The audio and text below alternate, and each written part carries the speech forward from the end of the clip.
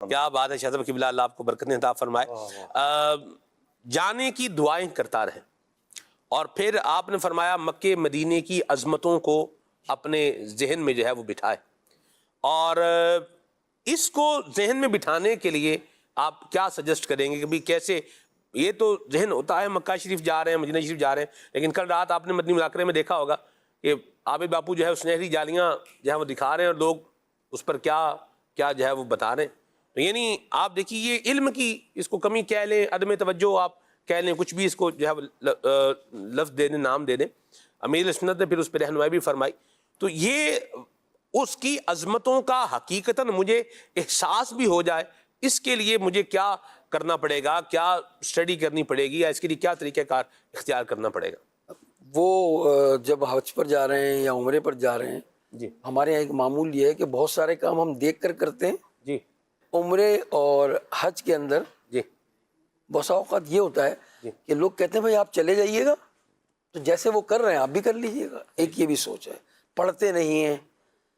جو میں نے بیان کیا، اب اس کے لیے ہمارے پاس ایک کتاب ہے امیر اہل سنت دامت برکاتہ عالیہ کی، عاشقان رسول کی 130 حکایات۔ واہ، اس میں مکہ مدینے کی زیارتیں ہیں، حج کے، کعبہ شریف کے دلچسپ معلومات ہیں، اور بھی عاشقان رسول کے ایسے ایسے واقعات ہیں کہ پڑھ کر جو ہے وہ اشک بہہ جاتے ہیں، اور جو ہے انسان کا دل مائل ہو جاتا ہے۔ واہ، تو یہ چیزیں جو ہے نا، میں نے جو عظمت کی بات کی تو اور بھی کتابیں ہیں اس کے حوالے سے۔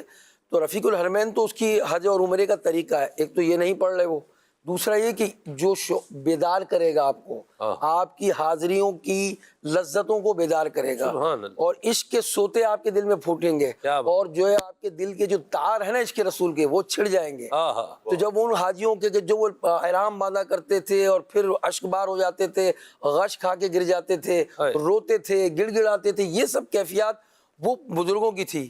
تو وہ واقعہ جب ہم پڑھیں گے تو ہمارے دل میں بھی تڑپ پیدا ہوگی کہ حاجی تو ایسے ہوتے تھے۔ اب اگر حاجی ایسا ہے کہ جاتے وقت پڑھنا ہی نہیں ہے، اس نے احرام بھی باندھا ہے، لبیک بھی پڑھ رہا ہے، کوئی تبدیلی آپ آ نہیں رہی۔ اس کی وجہ یہی ہے کہ علم دین نہیں، سیکھ کر جانا نہیں، عاشقان رسول کے ساتھ بیٹھنا ہی نہیں۔ ماشاءاللہ ہمارے حج و عمرہ پاکستان کے نگران بھی ہمارے ساتھ ہیں عابد بھائی، جی تو ماشاءاللہ ان کی بڑی کوششیں ہیں۔ ان کی پوری مجلس جو ہے پورے پاکستان کے اندر جی تربیتوں کا سلسلہ حج سے پہلے، یعنی رمضان سے پہلے ہی سلسلہ جاری۔ ایک نشست ہماری رمضان سے پہلے ہوئی تھی، اور ڈسٹرکٹ وائز ہم یہ کر رہے ہیں، یہاں سے لے کر ہم کہیں تو اگر جو ہے KPK تک، وہاں جو ہے تمام شہروں میں، میگا سٹی کے اندر، اور پھر جو ہے ایسے ایسے علاقوں کے اندر کہ جہاں چند حاجی جا رہے ہیں ان کو بھی کوشش کرتے ہیں جہاں پتہ چلتا ہے۔ بلکہ ہماری طرف تو یہ اناؤنس ہے کہ جناب اگر کوئی بھی عمرے پر جا رہا ہے تو ایک آفیشیل نمبر دیا ہوا ہے، ان آفیشیل نمبر کے اندر آپ جو ہے وہ کال کر کے بتا سکتے ہیں کہ بھائی ہماری فیملی جا رہی ہے، ہمارے لوگ جا رہے ہیں، تو انشاءاللہ ہمارے مبلغین، ہمارے ماسٹر ٹرینرز آپ کو جا کے تربیت دیں گے۔ واہ واہ واہ، تو ان کی تربیت سے اگر آپ سیکھیں گے تو پتہ چلے گا جناب کہ بھئی حج میں کیا کیا کرنا ہے۔ کیا بات ہے شاہ صاحب، اللہ برکت دے آپ کو۔ امیر اہل سنت جو ہر ہفتے پڑھنے کے لیے رسالہ جو ہے وہ عطا فرماتے ہیں اور اس کی ترغیب دلاتے ہیں، تو اس میں ابھی جو اس ہفتے کا رسالہ ہے وہ ہے مکہ مکرمہ کی مساجد۔ تو مکہ مکرمہ میں کون کون سی زیارتیں اور مسجدوں کے حوالے سے کیا ہے، تو یہ بہترین رسالہ ہے۔ نہ صرف یہ جو ہے وہ PDF میں آپ اس کو حاصل کر سکتے ہیں، مکتبۃ المدینہ سے خرید سکتے ہیں، بلکہ آڈیو میں اس کو سن بھی سکتے ہیں۔